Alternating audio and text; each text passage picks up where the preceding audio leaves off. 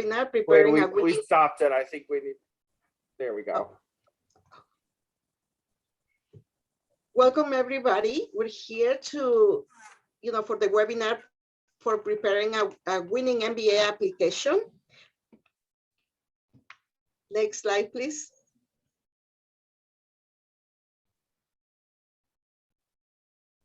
My name is Tere Rodriguez. I'm the Associate Director of Admissions at Brandeis International Business School. I'll let my other colleagues introduce themselves. Hi, I'm Kim Killingsworth, Director of International Recruiting and Relations for Vanderbilt University's Owen Graduate School of Management. Hi, everyone. I'm Jason Garner. I'm the Director of Graduate Admissions here at American University's Kogod School of Business in Washington, D.C.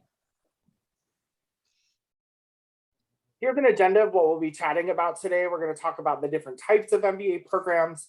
We're going to talk about the pre-work and the application process before you even decide where to apply. We'll talk about standardized testing, your academic credentials, your resume and your work experience, your essay, your personal statement, recommendation letters, and then the essay or video essay or interview components. So we're going to walk through really kind of every stage of the application process. Terry, Kim, and I have been doing this for years and years and years and have known each other for a long time, and we're excited to share our knowledge with you today. So let's talk about the types of graduate business programs that you'll see out there, and different ones are the right fit for different candidates. So probably the most common in North America that you'll see is the full-time 2-year MBA. This is what many people think of when they think of an MBA. Typically, these programs will begin in the fall semester, which is usually late summer, August, September, and they're about 21-month programs where students will typically take their core coursework in the first year, do an internship over the summer, and then return to take their electives in the second year of study. You'll also see a number of 1-year programs. Historically, this has been more common in Europe and other countries, but you're seeing a lot of North American schools launch 1-year programs as well. The content that you'll have is very similar. So the fact that the time has been divided in half, it's typically a much more concentrated, accelerated program, and there's usually not an internship. So this is typically for someone perhaps with a little bit more experience and someone who's really not looking to make a big career shift or change, someone who's looking to get in and get out, get in, get their MBA, and then really kind of go back to the same type of industry or function that they were doing before. There are part-time MBAs that are meant for working professionals. So typically these are campus-based or hybrid programs where they may be partially online or partially on campus and meant for working professionals. These programs cannot sponsor F1 or J1 visas. So if you are here on another type of work visa that enables you to study, this could be a great option for you. But if you need a visa to come to the US, you would not be able to participate in a part-time program because the government requires that if you're on a student visa, that be the primary reason why you're here. Many schools have launched online programs that are very similar or the same content taught by the same faculty. And of course, in the past couple of years, we've been doing a lot of things online. I think historically, we would have much rather have been there with you all in person.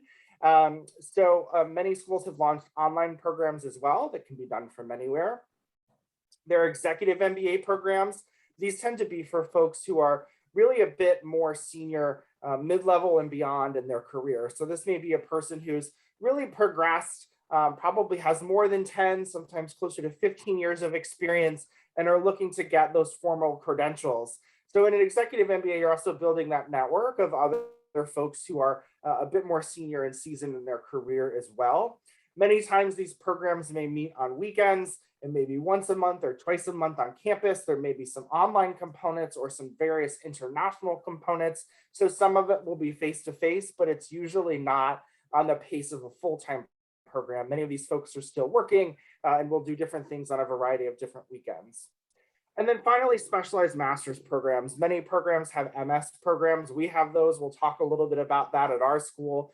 These programs typically do not require work experience. And whereas an MBA is a very broad degree that teaches you a lot of different things about business, a specialized master's degree is specialized, as the name would imply. So it's meant to make you the subject matter expert in a particular field.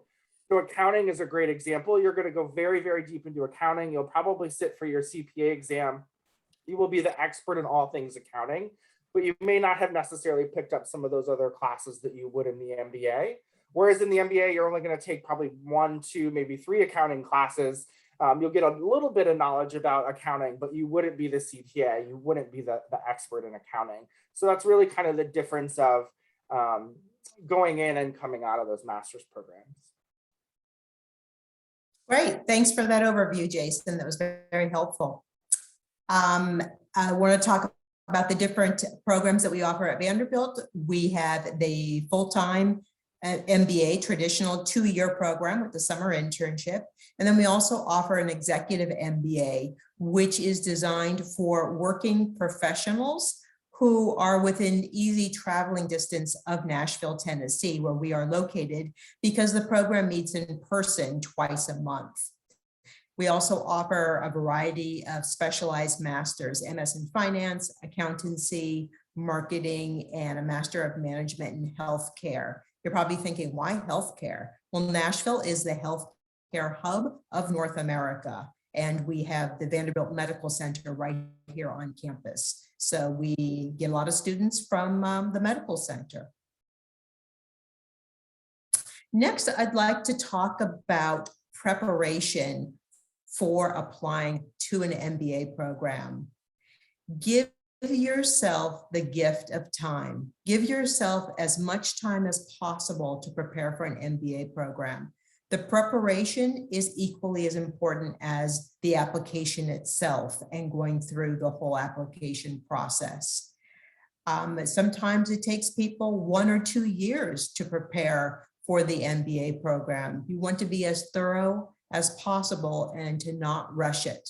Now, there are some situations in which you may not have the luxury of 1 or 2 years to prepare, and that's okay too, but just be aware that it's going to be a much more time crunch, a much more hurried process than if you're able to allow yourself 1 or 2 years.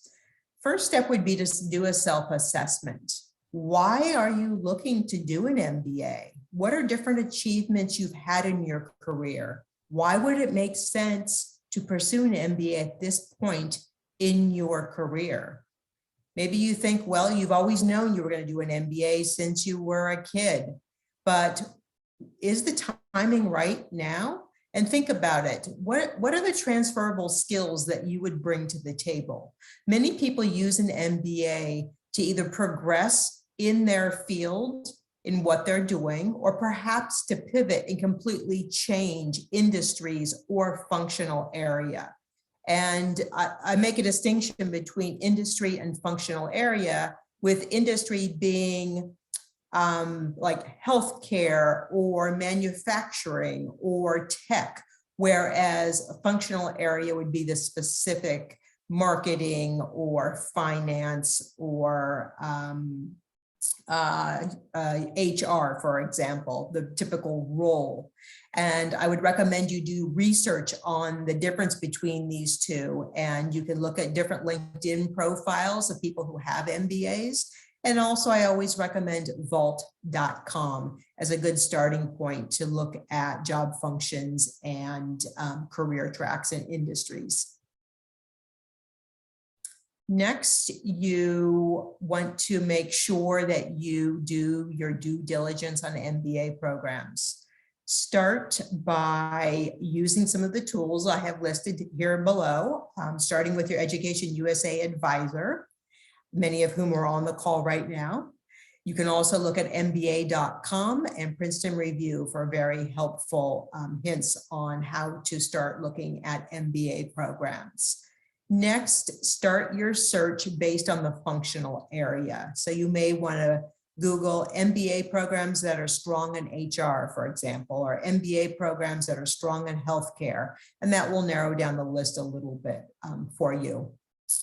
And looks like some of my points from the last slide got transferred here. So start your initial search and maybe do a spreadsheet of different schools that interest you, so it's easy to keep track of what you're finding in your research. Next would be to next slide. to look into financing. And this is a big mistake that many people make. They don't look into financing until after they've been admitted to a program. I encourage you to do this well in advance. Don't get scared by the cost of MBA programs. This is going to be probably the biggest investment you make in yourself in your life. And there are ways to afford an MBA. So start looking at loans for internationals in the US, which do not require a US cosigner. I've listed 3 here. There are others that you could do research on, and none of these require a US cosigner or collateral. Next, you may want to submit a preliminary evaluation to these organizations to see how much you might be loaned and if they're going to loan to you. And you also want to take into consideration local banks in your country or other institutions. There are institutions that have different scholarship loan programs, such as, just as an example, Cofuturo in Colombia. So look into that for your particular country, and look at region-specific scholarships such as OAS, the Organization of American States. Fulbright. Fulbright doesn't fund MBAs for every program, but some programs do. And then make sure that you budget for your standardized testing fees and for application fees. Once you start the research on schools, you'll get a sense of how much the application fees are. Next slide. Once you have created your short list of schools, you'll want to reach out to the different schools' communities. So register on their websites and attend their virtual events. We're all doing everything virtual now. So it's very, very easy to attend different webinars. You can also attend virtual fairs, which are typically done for the region. Some of the companies that offer these are the MBA Tour, Access MBA, QS, just to name a few. And look at all of the schools' websites, including the frequently asked questions. Many times your questions can be answered by looking at the FAQs. Often schools will list their student ambassadors, and these are students who have volunteered to be resources to others who are looking at the program to consider applying. So use them and ask them about their experience, what it's been like for them, what the environment is like, for you to have a sense of whether or not this might be a good fit for you. Make sure you are professional in all your interactions with all of the schools, whether it's an admissions officer or with a student. So make sure that you're using correct punctuation and grammar, and that you are polite, and that you thank people for information or for their time. And then schedule a consultation with a staff member if they are available, so with an admissions officer. And as I mentioned, attend events in your country, such as the MBA Tour. The grad school is based out of Colombia. They do a wonderful event, typically in June, July, or September, for all of Latin America, and Access MBA and QS. And then standardized testing. For MBA programs in the US, typically they will require the GMAT and in many cases the GRE. And some schools such as Vanderbilt are now accepting the executive assessment. All of these can be taken online, and the GMAT and GRE can also be taken at test centers. In addition to the GMAT or GRE, which assesses your readiness for an MBA program or a graduate program, you will likely need a language evaluation test, such as IELTS, TOEFL, or the Duolingo English test. And again, these are all offered online, and IELTS and TOEFL can be done in person as well. And schools accept different tests. So make sure you strategize with the schools that you're going to be applying to. If you decide you're going to do the GRE because Vanderbilt accepts the GRE, but oops, you want to apply to American, but they don't accept the GRE, perhaps, that's just hypothetical, then you would need to strategize and take the test that all of the schools are accepting. And research the school's averages and their 80% range to make sure that hopefully you are at least in the 80% range. And if you're doubtful about your score, reach out to an admissions officer and ask their opinion. Consider that it often will take candidates more than one time of taking the test to get a competitive score. So don't be upset if the first time you take it, it's not as good as what you expected. You may need to take it 2 or 3 times to get a competitive score. Next, give yourself the gift of time. As I mentioned before, when you're doing the prep, try to give yourself at least a year to give yourself time to study, test, retest. I know that's not going to be possible for everybody, but it makes me a little nervous when somebody says, okay, I'm going to do this within a month. Well, that doesn't allow them time to retest if they need to. So give yourself the gift of time and it'll make things a lot less stressful in the end if you're able to prepare well in advance. And then determine what your method of study or test prep will be. Are you going to do it on your own? Are you going to hire a coach? Or are you going to be in a classroom, in person or virtual setting? Determine how you study best and what best motivates you to determine the best mode of action for your plan. Okay. Jason, do you want to talk about the programs that you offer? Yeah, thanks, Kim. So here at Kogod, we offer a variety of different programs, both online and on campus. So in addition to our full-time and online MBAs, we also offer 7 different specialized masters that you see listed there. Some are online, some are on campus. And then our MBA students can also take any of their electives across any of those degrees as well. So while we're known for our small class size, we do have around 800 or 900 graduate students across our programs to build that larger network while you're in business school. Moving on to the next portion of the application process, I'm going to talk about the essay or the personal statement. This is really the first opportunity for you to introduce yourself to the admissions committee. The essay prompts may vary from school to school, and sometimes they may be similar. It's probably fair to assume you're going to be asked about your goals, what you're bringing to the program. Many parts of the application are really going to ask you to talk about what you've done before, how the MBA or the master's degree that you're pursuing is the logical next step, and then how that combined gets you to that career that you're looking to do after you graduate from the program.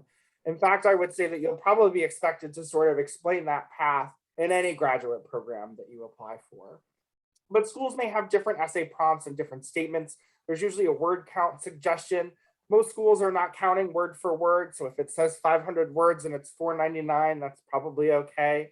But if it says 500 words and your essay is 5,000 words, you should probably revisit it. If it says 500 words and it's 100 words, you should probably revisit it. There may be more than one essay. As you're writing these essays, and some of the prompts are similar, make sure that you're sending the right essay to the right school. Make sure that you're answering the right question that's been presented. A good way, I think, to check that, have someone who knows you really well, and then maybe someone who's a little bit more distant of an acquaintance. Read it without the prompt. They should be able to tell you almost exactly what the prompt was without having seen it before. That lets you know if you've answered the question. And they should also be able to say, this is clearly your voice, right? I'm reading Kim's essay. I can tell Kim wrote this. This feels like Kim to me. And that's how really your essay should read. It should feel like it's really coming from a genuine place and who you are. We're not necessarily looking for a summary of your whole application. We have all those other pieces, but certainly feel free to reference them. But looking to get to know more about you. Don't tell us what you think that we want to hear. Really tell us your true story there. Your resume. Not all master's programs will require work experience. There are a few MBA programs that do take students fresh from undergrad, but typically most MBA programs are looking for several years of work experience prior to entering the program. Part of that is how you're able to contribute to the classroom and to the MBA experience, but also the information that you're learning has something to stick to. You have this reference point of, oh yeah, this reminds me of when this happened at my previous employer, my previous role. We're not looking for a laundry list of everything that you've ever done, but we really want to see some of your key accomplishments. And for some students from certain backgrounds, speaking about you personally, what you did can be a little uncomfortable. We know that you're part of a team, unless you're one person running your own solo business. We realize you're part of a larger organization, but we want to hear more about things that you've really contributed to. So have you led projects or teams? Have you overseen budgets? Have you really kind of taken a leadership role or really pushed forward some sort of initiative? It's always great to quantify things in ways that you can, whether it's percentages or currency amounts or number of people or number of things that you've been involved in. We see students come from a variety of different industries and backgrounds. So if you don't come from whatever a traditional business background is, that's fine. We see students come from family businesses as well. Make sure that's clear that you're coming from a family business, just because your application may look a little bit different. We understand that.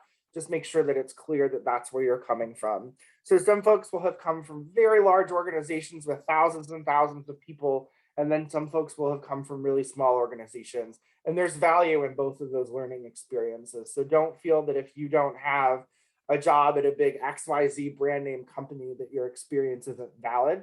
Many times you've probably worn many hats and have some really interesting experiences there. And then finally, the other reason why we're looking for that experience is also on the back end. When employers are here recruiting our MBA students, they're looking for someone that typically has a few years of work experience, then added the MBA on top of that. So that's another part of what we're looking for on the resume. Most schools will not have a prescribed format for the application process. Our career management folks will get your resume in tip-top order if you become a student here, but usually 1, maybe 2 pages is appropriate. Unless you're a published researcher, we do not need a 25-page CV. We don't need to hear anything that happened probably before college, unless it's very relevant to something that's, kind of woven through your entire life. Usually we're looking at maybe any internships that you did in college, and then any of that post undergraduate work experience is what we're looking for there.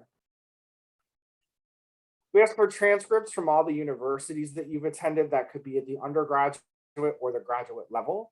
Here's where you'll really want to pay attention to what a school is asking for.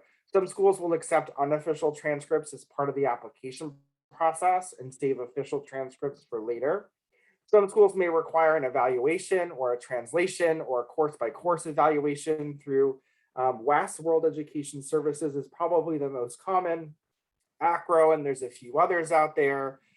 Many of us have worked in international education for several years and are completely comfortable reading an application that may not look exactly like the North American model of a 4.0. So we understand that in Colombia, there's a 5th year of specialización that doesn't really translate to a US education system. We understand that it may be out of a 5.0 or a 10.0 or a 100-point scale. There are certainly universities where a 70 and above is an A, whereas a 70 in the United States is not an A. And then we also look at it in the context of your major. So engineering is probably the most notorious one. Students in engineering may graduate with a 2.7 or 2.8 out of 4.0 GPA, and that's a really strong GPA for engineering. So we also look at it in the context of where you went to school and the classes that you took. And scores, many schools will require an English language proficiency score. They may take the TOEFL, the IELTS, or Duolingo, which is what we accept. They may take the Pearson test of English or some of the other exams out there. Many of these can now be done online, or they can be proctored remotely. They also are offered at testing centers. And again, you'll want to pay attention to the specific school, what their minimums are, what they're looking for. Some programs may have language programs or language accelerator programs that you can do over the summer. I think that's rarer in the MBA space than it is in the MS space, just because that level of English proficiency is really going to have to be there right from the get-go for the employer perspective. And finally, an optional essay, which is just that, optional. So this is not required. Don't feel that you are penalized in any way if you don't include this in your application. but this is an opportunity to provide context to the admissions committee about anything that you think you would want us to know. So maybe, just of note, I do work for a family company, and this is how big it is. Of note, I had an illness or a family situation in undergrad that impacted my grades in a certain way.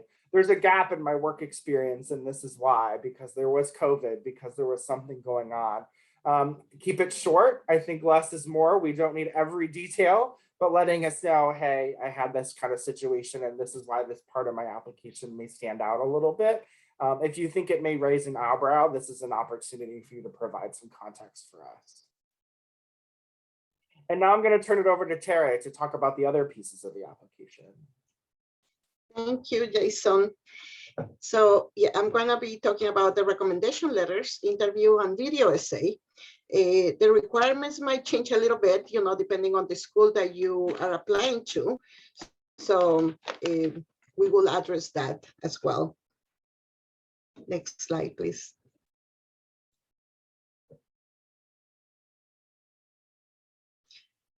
At Brandeis International Business School, we offer our traditional MBA program, a 2-year program. We actually have also an accelerated MBA program. For our master's, for our MBA program is very flexible and innovative and wide-ranging in the way that, within the MBA program, we offer 5 different concentrations, which can be, like finance, marketing, data analytics, strategy and innovation, and real estate. We have 3 additional specialized master's degrees, one in international economics and finance, and a master's of science in finance. And the latest one, which is very, actually very popular nowadays with like big data management, is the Master of Science in Business Analytics. As we also offer our PhD program in international economics and finance. And aside from that, we have dual degree programs that will include an MBA, MBA and MSF program, MBA and MSBA program, as well as a MBA with an MA program. So this is the overview and purpose of the recommendation letters, interview, video essay. Definitely these items that are part of the application, it's a very unique and valuable dimension that in your application. As Kim and Jason line up or mentioned before, some of the documents that you include, like transcripts, those are obviously part of your academic performance and so forth. These other, items of the application provide more of a personal insight about you and your background. They actually bring, helps the admissions committees to determine your fit, as an applicant, as a student in the community. Definitely that's very important as we evaluate applications. We're really thinking of you not only as a, online application, but as a person that will be an addition to our community. So in, like these 3 items, we will be, they will be addressing concerns and shortcomings, for example, in the, like recommendation letters or the interview, there's an opportunity to have an exchange with admissions about discussing, certain sections of your application that might need a little bit of explanation. So definitely these items also provide, like a opportunity to make us fall in love with you, like definitely this is items that we will consider, to kind of advocate for you as a candidate as we are discussing your application in the admissions committee. Next slide, please. The recommendation letters, as I said before, typically there is a recommendation letters, like professional recommendation letters required for the MBA programs. Some schools, like Brandeis International Business School, we require 2 professional recommendation letters.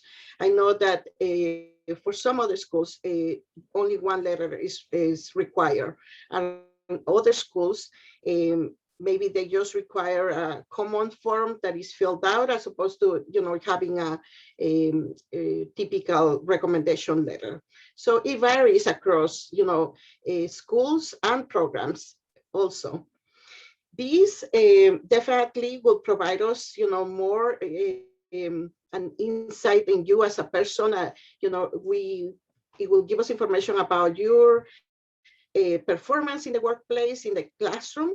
So definitely, you want to choose wisely about who you want to choose as a recommender.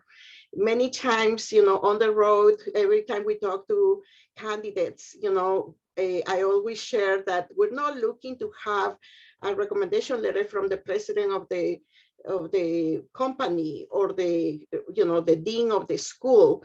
We really are looking for somebody who can attest to the best of your performance, either in the workplace or in the classroom. Somebody who can really give us an insight into you as a professional or a student.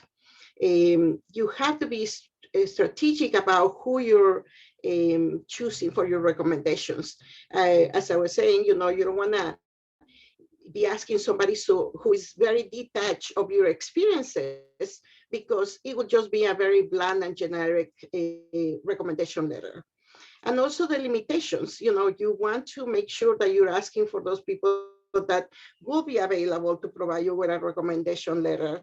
And just kind of hitting back to what Kim was saying at the beginning, like give yourselves the gift of time, especially with recommenders as well. You want to be mindful to plan ahead and give them some time for them to provide and issue their recommendation letters. You don't want to come closer to a deadline and ask them, you need to give me the recommendation by this deadline, and then maybe play not safe and not meet a deadline because the recommenders have not submitted the recommendation letters. So definitely always plan ahead, choose wisely.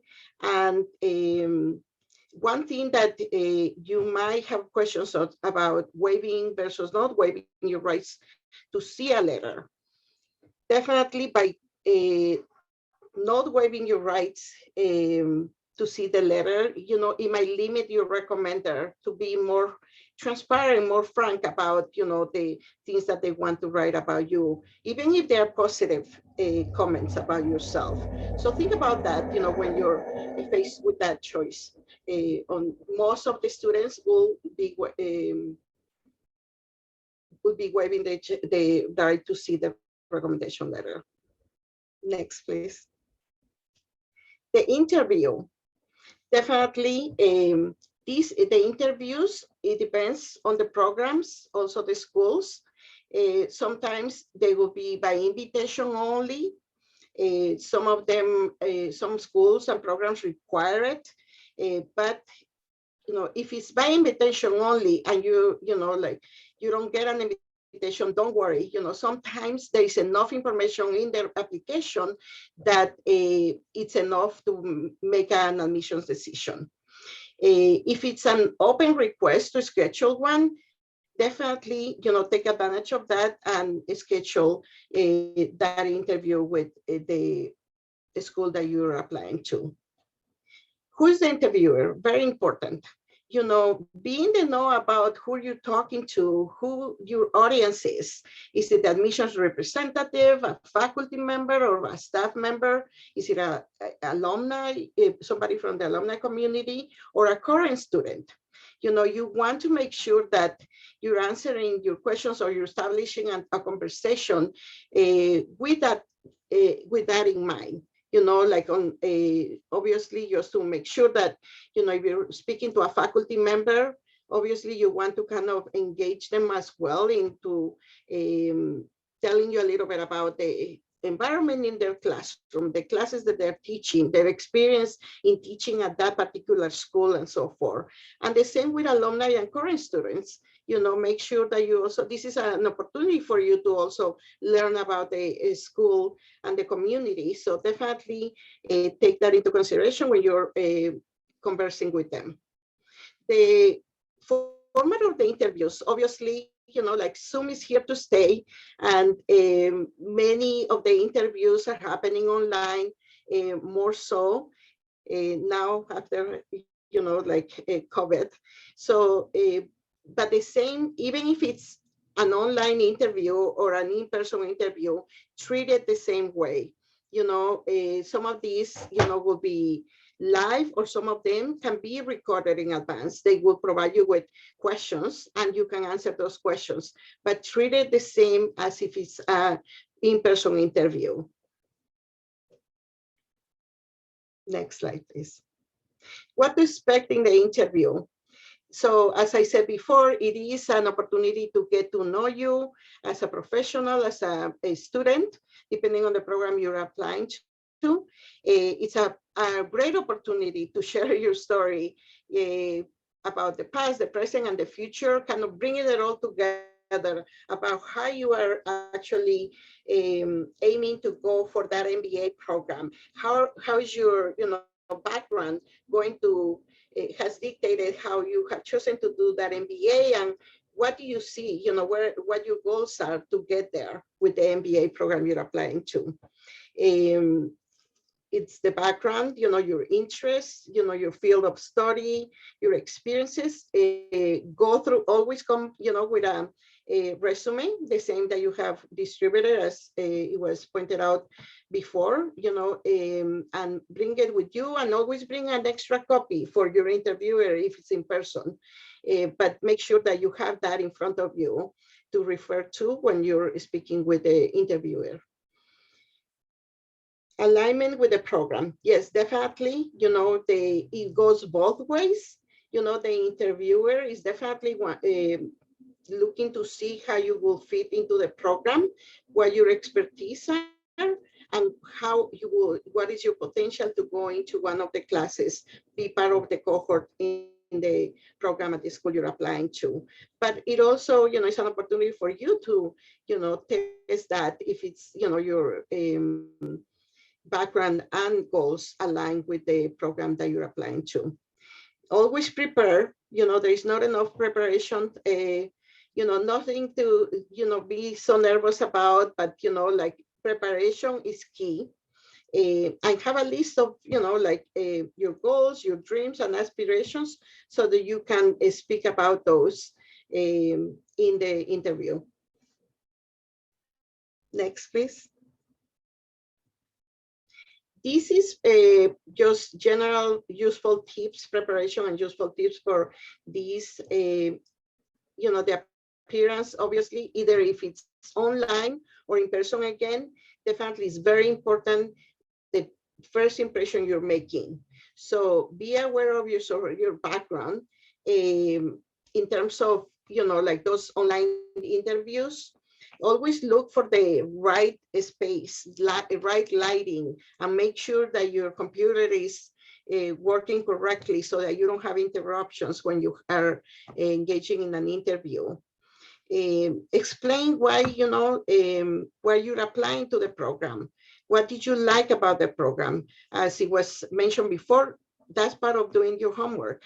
The schools don't want to only hear about the rankings. They want to make sure that you have done, that you show you have done your research about the school, the programs, the concentrations, and definitely, the fit, it doesn't necessarily translate into, oh yes, my GMAT is in the average, in your, falls within your average GMAT of admitted students. That's not what the fit is. As I said, fitting in the part of the community is definitely a very important piece to be part of these programs. You're going to be working a lot in groups. You're going to be obviously interacting with a lot of professionals, companies, for those professional opportunities. So definitely, we're looking more than just being an average, fitting into an average student profile. Explanations are not the same as excuses, like it's a self-reflection, like Jason mentioned the optional essay. Definitely, we don't want to hear about, we want to hear more about your story, like to explain a gap in the resume, to explain maybe something happened in a semester.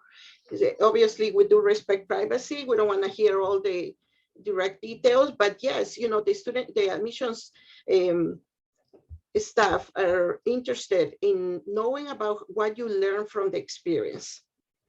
So that is important. Practice, not equal as cockiness, like be assertive, do bring, your accomplishments into light about what you have done, because definitely that shows leadership, that shows confidence in yourself. So don't be shy about highlighting those achievements. Be casual, but not informal. Definitely, it's a conversation. As I said, before, you make sure you know who your audience is, and just don't restrict to yourself to be like nervous, or be casual. But obviously, you don't want to treat that interviewer as if the person was your friend or longtime friend. But you can be casual, because obviously Kim, Jason, myself included, we have done many interviews, and definitely we're interested about learning about you, but we're also kind of putting an eye on it to see how you're presenting yourself. And respect is not difference. I know that sometimes within different cultures, you see, like on the other side, you see like a power role, but it's not like that. There is respect in the relationship between, an interviewee and the interviewer. But, again, be confident, be assertive about how you're presenting yourself, and ask questions. Be curious. Ask the right questions. You don't want to just throw out questions because, make sure that you highlight the research that you have done about the school and so forth. So then you reflect that you have done your homework.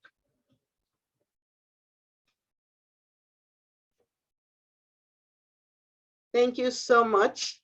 And now we open to, some questions from our advisors from the Education USA.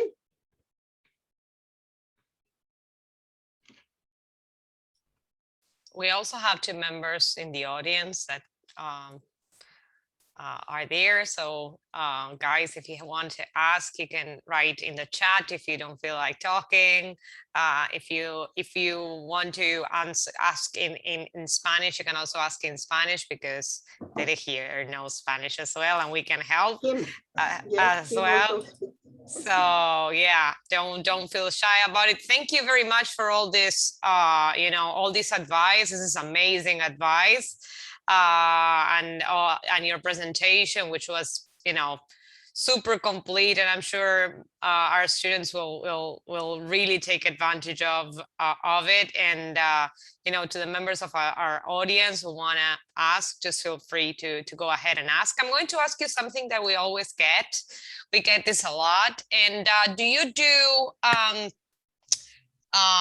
credential evaluations like in private, like services? Do you require that for your centers or not? This is a question we get a lot. So we at Brandeis, we don't. Okay. We don't need. We do need a transcript translated into English, an official translation, but. And typically to apply for the program, we will ask for copies, because everything has to be scanned to be uploaded to the online application. And then at the time of admissions, we will be requiring the official documentation, but we don't, ask for the official, the Yeah. credentials, credential evaluation. At Vanderbilt, we require it just for 3-year degrees to Okay. show that they are equivalent to a 4-year US bachelor's degree. And that's more typical with candidates coming from India who do the Bachelor's of Commerce, which tends to be 3 years. Right. Okay. We don't require it at American. We do not require a transcript evaluation, but we reserve the right to ask for one. Okay. So if we're not familiar with your school or your transcript, we may ask for one if we're not able to determine degree equivalency. Awesome. All right. And I'm going to ask something that our students also love to know, and then we're going to let you go. So, do your schools offer any kind of, financial aid for international students? We get this a lot, so we might as well tell our students this now so that they write to you already with that knowledge in mind. Could you tell us just a little bit about that? I like to start my presentations with what the scholarship opportunities are, because that's Okay. always one of the most popular questions. So thank you Yeah. for asking that. I would say it's very common in US MBA programs for scholarships to be extended. And typically these are merit-based. So we're looking at the candidate's undergraduate record, their GMAT or GRE, and their work experience. The same for Brandeis. We offer a very generous scholarships, merit-based.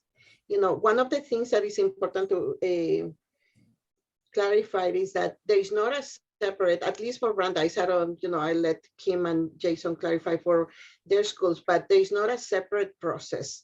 As we, at Brandeis, as we are evaluating for admissions, we determine whether we can offer a scholarship, and the admissions letter will actually state if you have received one or not. Same for us at Vanderbilt. Same, everyone's considered for merit-based scholarship when they apply, both domestic and international students, and we don't differentiate between the two in terms of quality of applicant or experience or anything like that. And then in terms of need-based aid, typically the loans are originated outside of the US. If you have a US loan, typically you need a US cosigner, but that's not always the case. We have a list of historical lenders on our website, but legally US schools cannot recommend a lender to you. So I can't say go to the bank of Terry Rodriguez. She's a great bank, you should work with her. I can't say that to you because schools aren't allowed to have relationships with lenders like that. But we can provide, these are places where students have used in the past, and from there you can do that research. All right, thank you.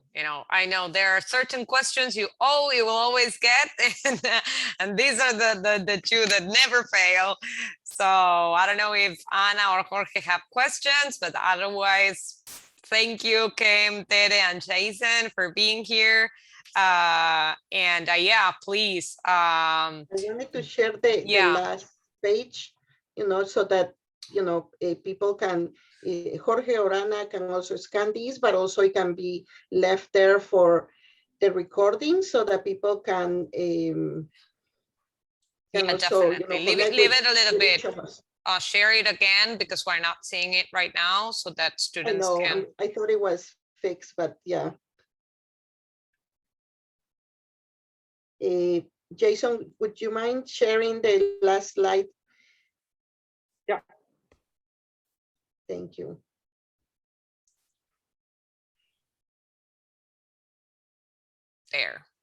There you go. So definitely we encourage you, to connect with each of us, like you can scan each of these RQ codes to go onto our web pages go to the admissions page, and we also can put our email if you like to connect directly with us. In the chat, I'll put mine.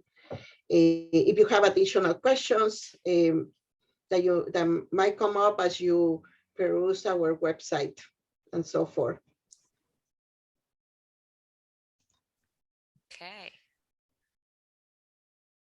Well, Sandy, do you want to close the webinar? Yeah, thank you so much for being here and for this wonderful presentation, and for everyone that's here and also people that are going to be watching this recording.